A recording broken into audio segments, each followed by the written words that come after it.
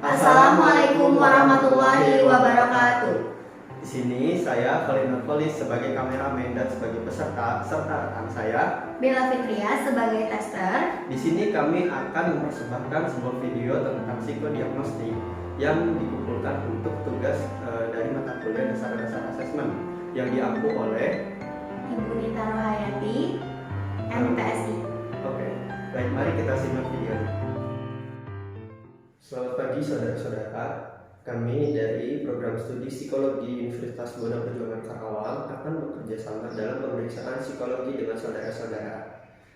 Hari ini kepada saudara akan dilakukan pemeriksaan psikologi yang sering disebut sebagai psikotes. Sebenarnya hal ini bukan merupakan suatu tes karena tidak mengandung pengertian lulus atau tidak. Tujuan pemeriksaan psikolog kali ini adalah evaluasi kepribadian atau pemilihan jurusan, seleksi kepegawaian, atau kesesuaian jabatan tergantung pada tujuan pemeriksaan psikologi yang ditetapkan. Sehingga kami mohon kesediaan saudara untuk mengerjakan secara optimal agar kami dapat membantu saudara dengan sebaik-baiknya. Persoalan yang akan disajikan beraneka ragam, ada yang berupa kalimat, hitungan, menggambar, dan sebagainya. Namun semuanya akan kami jelaskan terlebih dahulu sehingga saudara akan dapat mengerjakannya dengan baik. Yang terpenting, dengarkan baik-baik petunjuk yang diberikan, kerjakan apa yang diperintahkan saja, jangan mengerjakan apa yang tidak diperintahkan. Jika belum memahami petunjuknya, bertanyalah pada kesempatan bertanya diberikan. Sebelum saudara dipersilakan untuk mengerjakan, apabila tes sedang berlangsung, pertanyaan yang diajukan tidak akan dijawab. Waktu untuk mengerjakan dibatasi, namun batas waktunya ada yang tidak diberitahukan kepada saudara. Oleh karena itu, kami harap saudara dapat bekerja secara efisien, dapat menggunakan waktu sebaik mungkin. Baik, saudara-saudara, selanjutnya kita akan mengisi lembar riwayat hidup. Sebelumnya, saya akan memberitahukan terlebih dahulu apa saja yang ada dalam lembar riwayat hidup. Di dalam lembar riwayat hidup ada nomor pemeriksaan, tanggal pemeriksaan, lalu ada identitas yang akan diisi adalah nama lengkap, tempat tanggal lahir, agama, status, alamat lengkap, dan juga nama keluarga. Nah, saya akan memberikan informasi kepada saudara-saudara bagaimana cara pengisian lembar riwayat hidup. Untuk mengisi lembar riwayat hidup, nomor pemeriksaan dan tanggal pemeriksaan yang sudah saya tadi beritahukan, saudara-saudara cukup mengisi dengan seperti ini. Jangan lupa ada tahun di belakang nomor pemeriksaan dan juga tanggal serta bulan dan tahun di tanggal pemeriksaan. Setelah itu, saudara-saudara mengisi nama lengkap dengan nama yang jelas sesuai dengan nama lengkap kalian dan menggunakan huruf kapital. Jika memiliki gelar, maka boleh disatukan dengan gelar di belakang nama saudara-saudara. Nah, pengisian lembar riwayat hidup ini belum merupakan pemeriksaan psikologi yang sebenarnya, tetapi merupakan pengumpulan data untuk melengkapi berkas saudara-saudara. Nah, saudara-saudara harus menggunakan ballpoint atau pulpen saudara-saudara sendiri. Marilah kita mulai pengisian lembar riwayat hidup. Pengisian lembar riwayat hidup ini belum merupakan pemeriksaan psikologi yang sebenarnya. Ini hanyalah merupakan pengumpulan data untuk melengkapi berkas saudara-saudara. Nah, saudara-saudara bisa menggunakan ballpoint atau pulpen yang saudara miliki. Marilah kita mulai mengisi lembar riwayat hidup. Untuk yang pertama, yaitu isilah nomor pemeriksaan saudara di kanan atas lembar jawaban. Seperti ini. Jangan lupa untuk menuliskan tahun di belakang dan tanggal pemeriksaan dengan lengkap. Kemudian, isilah nama lengkap saudara dengan huruf cetak. Tidak boleh ada singkatan. Jadi apabila nama saudara adalah R. Pranomo, maka harus ditulis lengkap dengan huruf Raden Pranomo, seperti itu. Nah, lalu apabila memiliki gelar, boleh dituliskan gelarnya di belakang nama saudara-saudara. Selanjutnya, saudara boleh tulis dengan huruf biasa, tidak perlu dengan huruf cetak. Istilah tempat atau tanggal lahir yaitu kota di mana saudara dilahirkan serta tanggal dan tahun saudara lahir. Nah, selanjutnya saudara harus mengisi jenis kelamin. Jenis kelamin harus diisi atau dicoret yang tidak sesuai dengan keadaan saudara. Misalkan jika saudara perempuan, maka yang dilingkari adalah huruf P. Selanjutnya adalah pengisian agama. Isilah dengan agama saudara, statusnya juga diisi dengan status saudara, coret yang sesuai dengan keadaan saudara. Apabila tidak sesuai, maka diamkan saja. Lalu pengisian alamat, tulislah alamat lengkap saudara beserta nomor telepon rumah atau nomor telepon handphone jika Anda memiliki nomor telepon rumah. Jangan lupa untuk mencantumkan kode pos saudara-saudara. Lalu selanjutnya adalah saudara harus mengisi nama ayah. Isilah nama ayah dengan lengkap dengan huruf cetak dan gelar kesarjanaan di belakang nama ayah tersebut. Jika ayah saudara meninggal, maka tulislah almarhum di antara tanda kurung di belakang nama ayah. Lalu Anda akan mengisi pekerjaan. Isilah dengan pekerjaan ayah saudara, misalnya pensiunan PNS atau pegawai Freeport, TNI AD, dan lain sebagainya sesuai dengan pekerjaan ayah. Jika ayah saudara telah meninggal dunia, maka tulislah pekerjaan terakhir ayah saudara. Lalu, saudara akan mengisi tentang alamat ayah. Jika alamatnya sama dengan saudara, cukup saja ditulis dengan idem saya di lembar jawaban riwayat hidup. Lalu, jika berbeda, tulislah alamat ayah saudara dengan lengkap dan nomor telepon rumah boleh dicantumkan dan juga nomor telepon ayah saudara. Dan jangan lupa untuk mengisi kode pos sesuai dengan alamat ayah saudara. Lalu selanjutnya yaitu pengisian nama ibu. Isilah dengan nama kecil ibu, bukan dengan nyonya, mengikuti nama ayah. Jika ibu telah meninggal dunia, maka di belakang nama ibu, di dalam tanda kurung bisa ditulis almarhumah. Lalu selanjutnya yaitu mengisi pekerjaan ibu. Jika ibu tidak bekerja, maka tulislah ibu rumah tangga. Alamat ibu, jika satu rumah dengan saudara atau satu rumah dengan ayah, cukup saja ditulis dengan idem ayah atau idem saya. Lalu jangan lupa untuk melampirkan nomor telepon rumah dan nomor handphone ibu serta kode pos di mana ibu tinggal. Jika telah selesai, marilah kita lanjutkan lagi pengisian lembar riwayat hidup ini. Dengan seksama, di bawah garis itu terdapat beberapa judul yang berbeda. Di sini ada kolom pendidikan, nama sekolah, bagian, tempat, dan tahun lulus. Lalu selanjutnya ada kursus, dan ada juga pengalaman bekerja, serta kehidupan berorganisasi. Mari saya bantu jelaskan secara detail pengisian lembar riwayat hidup ini. Nah, selanjutnya adalah pengisian lembar pendidikan, kursus, pengalaman bekerja, dan pengalaman berorganisasi keluarga.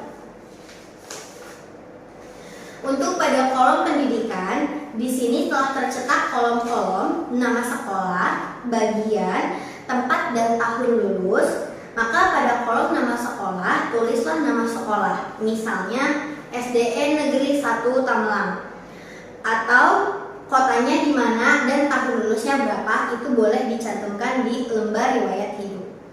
Lalu disejajar juga dengan SMP atau sekolah menengah pertama, tulislah nama SMP saudara, tempat atau kota, di mana, dan tahun lulusnya berapa. Sejajar dengan SMP, saudara harus mengisi SMA atau sekolah menengah atas, tulislah nama SMA saudara, lalu tempat atau kota di mana tahun lulusnya juga berapa diisi di dalam lembar riwayat hidup. Di belakang tahun lulus itu harap dituliskan jurusan yang ditempuh ketika di SMA, misalkan IPA, IPS, atau bahasa. Sejajar dengan itu, perguruan tinggi negeri apabila saudara berkuliah, pada kolom nama sekolah dituliskan nama universitas atau sekolah tinggi akademik di kolom bagian beri contoh. Lalu tuliskan fakultas dan jurusan, tempat dan tahun lulus seperti tadi. Jika belum lulus, di belakang tahun lulus harap dituliskan sampai semester berapa. Selanjutnya, saudara akan mengisi tentang kolom kursus. Apabila saudara pernah mengikuti beberapa kursus, maka tulislah 3 kursus utama yang pernah saudara ikuti. Jangan lupa untuk mencantumkan macam kursusnya seperti apa. Misalkan komputer, programming, tata boga, internet, dan lain-lain. Jangan lupa untuk dicantumkan tahunnya, tahun berapa saudara mengikuti kursus, dan berapa lama saudara mengikuti kursus tersebut. Boleh hitungan bulan atau hitungan tahun. Jika saudara tidak pernah mengikuti kursus, harap dicoret seluruhnya, yaitu dengan huruf Z. Setelah itu, kalian akan mengisi kolom tentang pengalaman bekerja. Nah, bagi saudara yang pernah bekerja pada sebuah instansi tertentu, maka tulislah macam pekerjaan saudara, lalu tempat saudara bekerja, dan tahun berapa saudara bekerja, serta berapa lama saudara bekerja. Serta jangan lupa untuk mengisi pangkat atau jabatan saudara di tempat bekerja saudara tersebut. Tapi kalau belum pernah bekerja, harap saudara mencoretnya dengan huruf Z. Nah, selanjutnya saudara akan mengisi tentang kolom kehidupan berorganisasi. Bagian ini hanya diisi kalau saudara pernah ikut aktif dalam sebuah organisasi, baik di dalam maupun di luar sekolah atau kampus. Misalkan saudara pernah mengikuti pramuka, paskibra, karang taruna, atau organisasi pecinta alam, dan sebagainya. Nah, untuk organisasi di lingkungan sekolah atau kampus, keanggotaannya sudah otomatis, maka hanya diisi apabila saudara menjabat sebagai pengurus saja, seperti pengurus OSIS atau pengurus BEM serta pengurus BLM. Tulislah 3 organisasi yang pernah saudara ikuti, seperti organisasi OSIS, BEM atau BLM, atau organisasi yang pernah saudara ikuti di sekolah atau kampus. Lalu jangan lupa diisi jabatan saudara sebagai apa, berapa lama saudara menjabat, dan di kota mana saudara menjabat. Setelah selesai mengisi lembar riwayat hidup yang pertama, mari kita balik halamannya lalu mengisi lembar riwayat hidup yang kedua. Yang pertama ada olahraga. Di bagian ini ada pengertian aktif dan pasif. Yang dimaksud dengan aktif adalah bahwa olahraga itu sampai saat ini masih dilakukan oleh saudara. Sedangkan yang pasif bahwa olahraga itu dulu pernah saudara lakukan tapi sekarang tidak lagi. Tulislah macam olahraga yang saudara lakukan dan belakangnya tulislah aktif atau pasif dalam tanda kurung. Lalu ada kesenian. Cara mengisinya sama dengan nomor 5, bagian olahraga. Silakan saudara isi. Lalu ada kegemaran dan hobi. Yang dimaksud dengan kegemaran dan hobi adalah kegiatan produktif yang saudara lakukan pada waktu senggang. Misalnya memasak, berkebun, mengumpulkan perangko, membuat alat-alat elektronik, dan sebagainya. Lalu selanjutnya ada cita-cita. Harap saudara isi dengan cita-cita yang konkret dan real, seperti misalnya ingin menjadi insinyur, dokter, tentara, dan sebagainya. Jangan menuliskan ingin menjadi warga negara yang baik, berguna bagi nusa dan bangsa, dan ingin menjadi ayah dan atau ibu yang bijaksana. Karena cita-cita semacam itu terlalu umum dan kabur. Lalu selanjutnya ada tabel. Saya anak ke. Isilah dengan urutan atau kedudukan saudara dalam keluarga. Apakah anak 1, kedua, atau keberapa. Terutama saudara kandung, gunakanlah bagan 9 yang telah kau buat tadi. Kalau saudara anak 1, maka kolom kakak dicoret semua. Saudara hanya mengisi kolom adik. Jika saudara mempunyai adik, mulailah mengisi dengan jenis kelamin adik yang pertama dengan melingkari huruf L untuk laki-laki atau P untuk perempuan. Kemudian tulislah di kolom pekerjaan atau sekolah, instansi, dan jabatannya.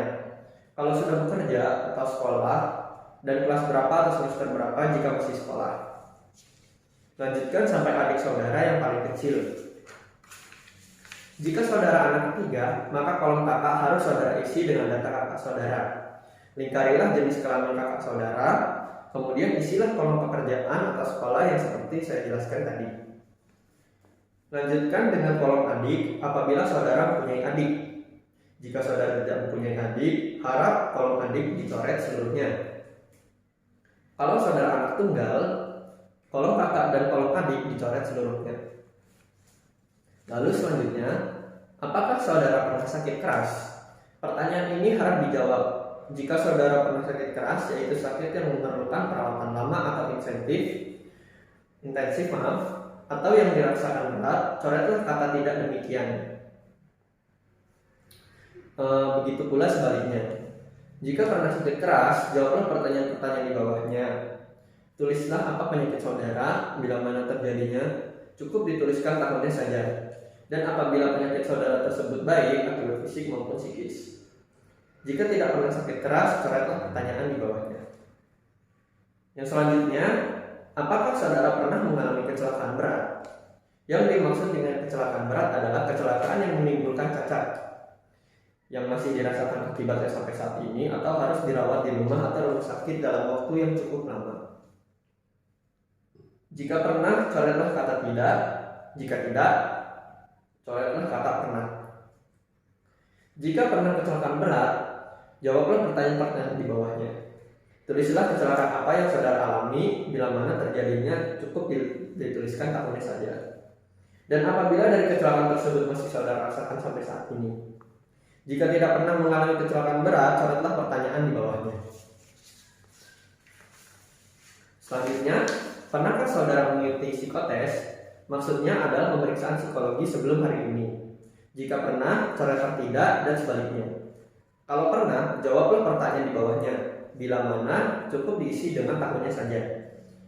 Tempat cukup diisi dengan kota saja dan tujuannya untuk apa. Misalnya pemilihan jurusan, seleksi, masuk sekolah, seleksi kepegawaian, dan sebagainya. Jika lebih dari sekali harus dituliskan semuanya. Kalau tidak pernah, harap pertanyaan di bawahnya dicoret saja. Jika sudah selesai di bagian kanan bawah, tulislah kota tempat pemeriksaan psikolog berlangsung. Misalnya Jakarta, sebutkan tanggal, bulan, dan tahun. Kemudian saudara harus bubuhi tanda tangan dan diberi nama yang jelas. Baiklah saudara-saudara, pengisian riwayat lembar hidup selesai. Letakkan alat tulis saudara kembali apa yang sudah saudara tulis. Jika sudah selesai, letakkan gambar lembar riwayat hidup itu di sisi meja yang kosong untuk dikumpulkan. Sekarang kita akan mulai dengan pemeriksaan psikolog yang sebenarnya. Sekian pemeriksaan psikologi pada hari ini. Terima kasih atas kerjasamanya yang telah kalian lakukan.